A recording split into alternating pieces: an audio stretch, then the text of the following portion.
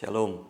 Saudara, salah satu perubahan besar yang diakibatkan oleh pandemi COVID adalah kebiasaan kita untuk mengikuti ibadah secara online.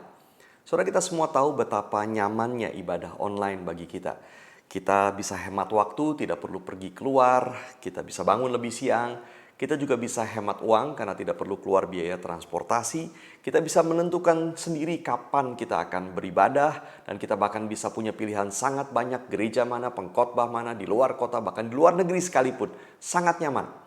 Tetapi saudara sadar atau tidak sadar, kita harus membayar sangat mahal untuk kenyamanan itu.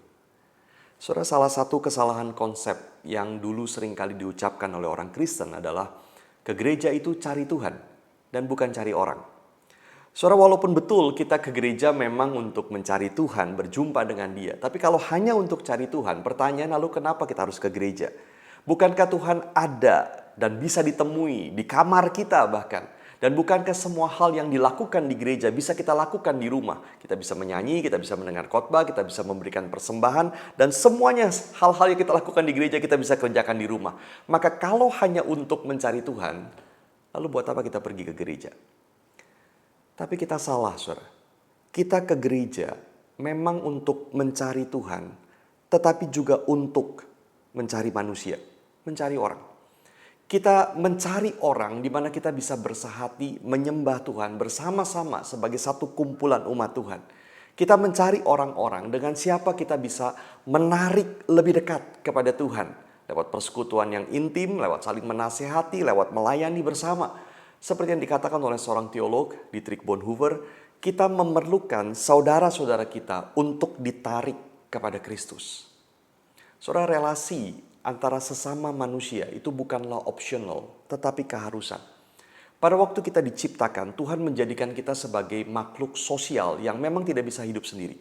Dan pada waktu Tuhan melahirbarukan kita diberikan gereja untuk kita boleh bertumbuh bersama-sama.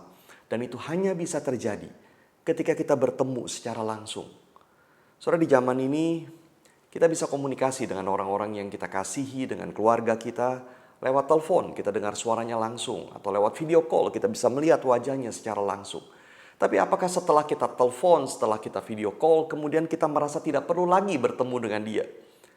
Saudara, setelah kita telepon dengar suara dia, setelah kita video call melihat wajahnya, kita tetap ingin bertemu dengan mereka secara langsung. Karena sebetulnya saudara, kita tahu bahwa telepon atau video call sekalipun tidak bisa menggantikan pertemuan secara langsung. Lalu mengapa kita berpikir bahwa ibadah secara online itu cukup bagi kita? Dan saudara, ditambah lagi, apakah kita sebetulnya sungguh-sungguh beribadah kepada Tuhan di rumah? Saudara yang masih terus beribadah secara online, mari jujur, masihkah kita datang kepada Tuhan dengan hati yang sungguh-sungguh tulus hati pada waktu kita beribadah? Atau bahkan, masihkah saudara beribadah sebetulnya? Saudara, saya tahu meninggalkan zona nyaman, beribadah secara online, itu tidak mudah.